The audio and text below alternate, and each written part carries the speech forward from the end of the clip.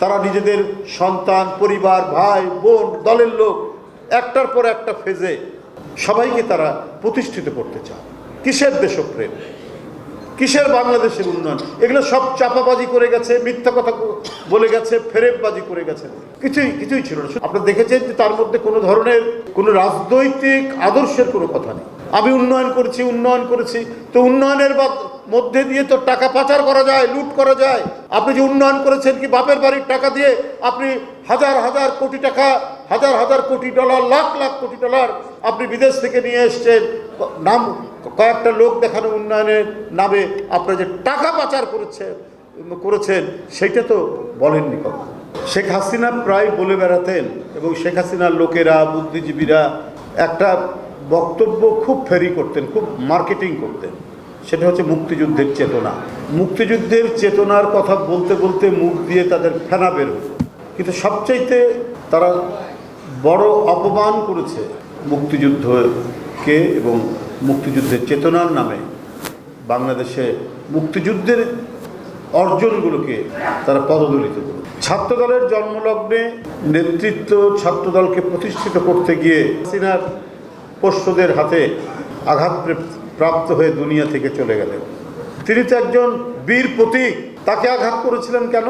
সে ভিন্ন একটি রাজনৈতিক দল করে। মুক্তিযুদ্ধ কি শুধু আওয়ামী লীগ করেছে?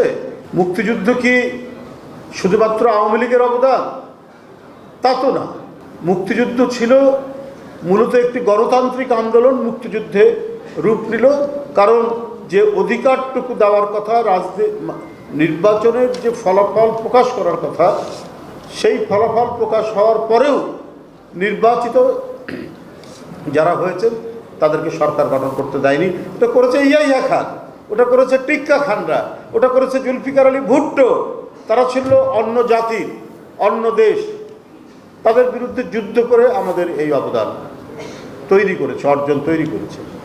সেখানে সেনাবাহিনী যুদ্ধ করেছে, পুলিশ যুদ্ধ করেছে, বিভিন্ন রাজনৈতিক দল যুদ্ধ করেছে। যদি আবার বিচার বিশ্লেষণ করা যায় তাহলে দেখা যাবে যে আওয়ামী লীগের সেই ক্ষেত্রে ভূমিকা অত্যন্ত কম, কারণ তারা মুক্তিযুদ্ধের ঘোষণা দিতে পারেনি।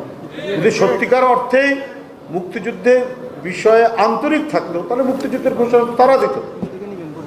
26শে মার্চ স্বাধীনতার ঘোষণা, আর 17ই এপ্রিল আপনার সরকার গঠন করা হলো, মুজিবনগর সরকার। তারপরে তারা সকলেই দ্বিধান্বিত ছিলেন, অস্পষ্ট ছিলেন, কি করবেন কি করবেন না এই ভাবনার মধ্যে ছিল।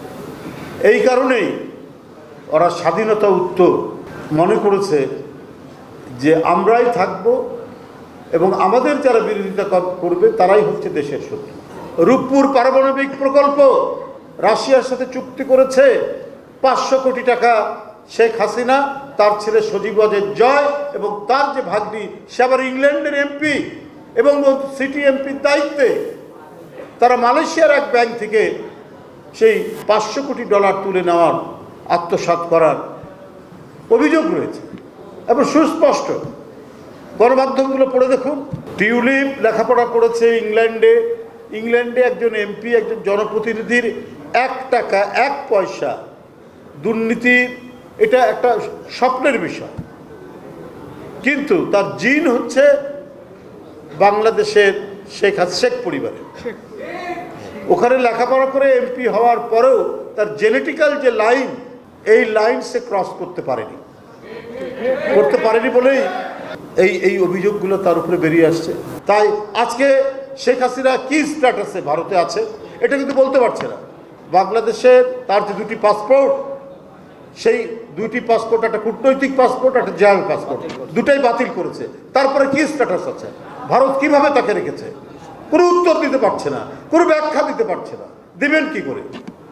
এত বড় ভয়ঙ্কর দুর্নীতিবাদ তাকে যে আশ্রয় দিচ্ছে ভারত, তাহলে কিসের ভিত্তিতে? তার কোনো উত্তর নেই। এটা দিয়ে যাচ্ছে। এইটা এমন একটি রাজনৈতিক দল, তাদেরই ঘনিষ্ঠ একজন মানুষ, আমি নামটা পরে বলছি, তিনি একটি কথা বলেছিলেন। সে কথাটা হচ্ছে যে শেখ মুজিব বড় তাদের ঘনিষ্ঠ একজন খুব শ্রদ্ধেয় মানুষ, যে শেখ মুজিব বড় নেতা কিন্তু তার পরিবারের ব্যাপারে খুব দুর্বলতা ছিল।